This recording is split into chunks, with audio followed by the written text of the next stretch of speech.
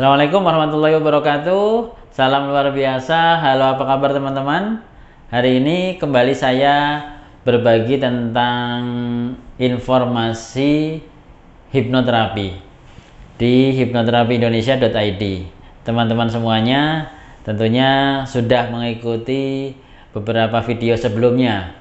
Yang pasti harapannya adalah memberikan manfaat, dan pastikan teman-teman selalu subscribe di channel ini. Syukur teman-teman berkenan untuk diskusi, dan saya terbuka untuk teman-teman semuanya, gratis teman-teman. Kali ini saya akan mengangkat tentang potensi anak ya, yang seringkali potensi ini terlihat pada kemampuan seorang anak bermain game. Nah, kalau dalam bahasa-bahasa yang lain bisa jadi terapi-terapi untuk kecanduan game. Beberapa kali di tempat terapi ini saya membantu anak-anak yang dia punya potensi yang luar biasa, namun potensi ini dia gunakan untuk bermain game. Nah, saya pernah menanyai apa sebetulnya yang membuat dia itu sangat suka dan bahkan sangat fokus pada saat dia bermain game. Dan dia mengatakan, asik om, dan ini tantangan, karena ketika saya bisa memberikan perlawanan dalam game itu, saya bisa mendapatkan kemenangan. Kalau kita cermati dari bahasanya klien-klien saya ini, dia seorang anak dan dia punya satu keinginan untuk berjuang ya, dan dia punya motivasi kuat untuk bisa menang. Nah, namun seringkali orang tua menangkapnya pada sisi yang berbeda. Wajar, karena anak lebih suka bermain game dibandingkan belajar. Padahal tugas-tugas perkembangannya pada saat ini dia harus fokus pada tujuan pembelajaran sehingga dia mencapai prestasi yang terbaik, dan harapannya ke depannya mencapai karir yang terbaik. Itu biasanya sisi pandang orang tua. Nah, namun berbeda dengan anak melihat dari sisi keasikannya, menariknya, dan tantangannya bagi dia. Nah, dua sudut yang berbeda, namun ketika kita sejajarkan bisa menjadi satu keberhasilan yang luar biasa. Dulu klien saya terapi untuk mengatasi kecanduan game ini hingga dia bisa benar-benar belajar mandiri itu sekitar 6 kali sesi. Dan luar biasanya ketika saya minta untuk mengingat kembali tentang permainan gamenya, itu sangat presisi, sangat detail sekali. Nah, ini yang saya tangkap sebagai satu kemampuan yang luar biasa. Jika seandainya kemampuan presisinya dia menangkap informasinya secara presisi itu ada untuk materi pelajaran, akan seperti apa dia? Nah, inilah potensi yang nampaknya ini pada saat digunakan untuk game ini tidak memberdayakan ya. Padahal kalau ini digunakan untuk pembelajaran, ini akan sangat berguna untuk mereka. Sehingga pada saat itu pasti saya akan bertanya pada mereka intensinya, apa sebetulnya keinginan besarnya, apa yang membuat dia suka bermain game, lalu apa maknanya saat dia mendapatkan kemenangan pada saat bermain game.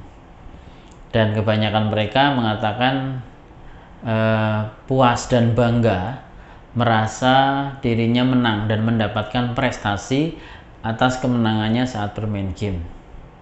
Nah, ini bisa kita ambil sebagai intensi positif ya, niat positif, niat yang baik seorang anak untuk mengejar prestasinya.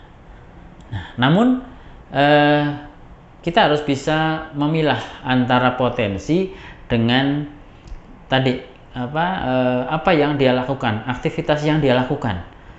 Karena potensi yang dia miliki ini digunakan untuk bermain game. Sehingga ini yang perlu kita perbaiki. Tentunya potensinya tidak perlu diperbaiki dong, ini sudah bagus, tinggal ditingkatkan. Namun aktivitas dia bermain game inilah yang harus kita ubah untuk aktivitas belajar. Saat itu saya lakukan beberapa terapi, diantaranya dengan terapi NLP juga dan terapi hipnoterapi ya.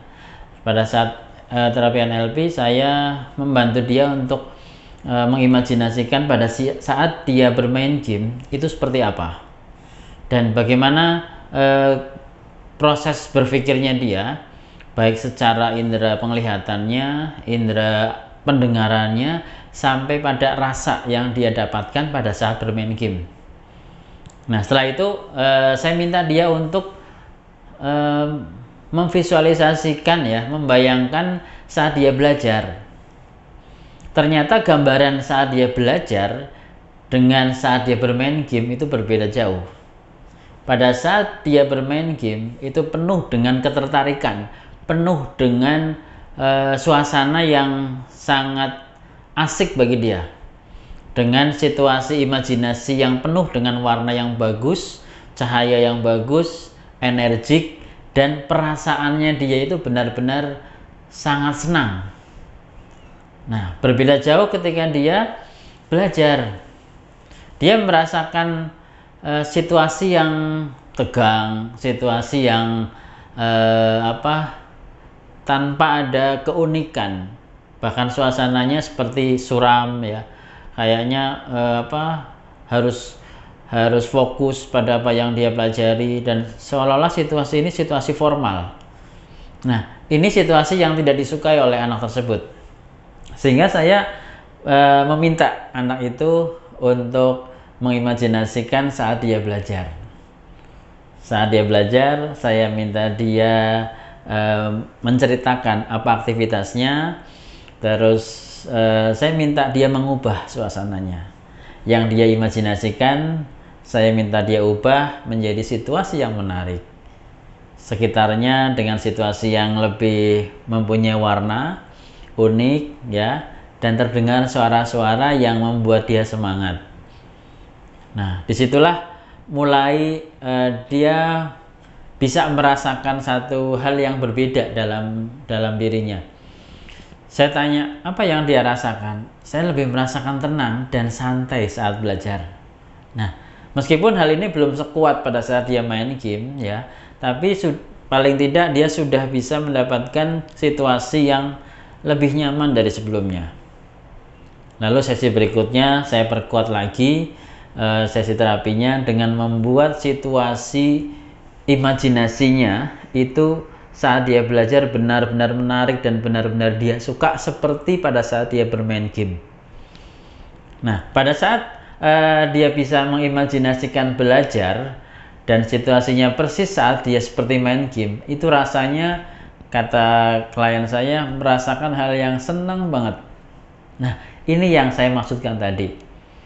Potensi yang ada, kemampuan yang ada pada seorang anak ketika digunakan pada aktivitas yang tepat, maka akan sesuai dengan harapan orang tua dan tentunya ini akan sangat berguna untuk anak tersebut. Setelah itu beberapa sesi saya lakukan, saya juga lakukan hipnoterapi, saya perkuat dengan motivasi dan saya perkuat dengan memunculkan imajinasi pada saat dia belajar dengan situasi yang persis saat dia bermain game.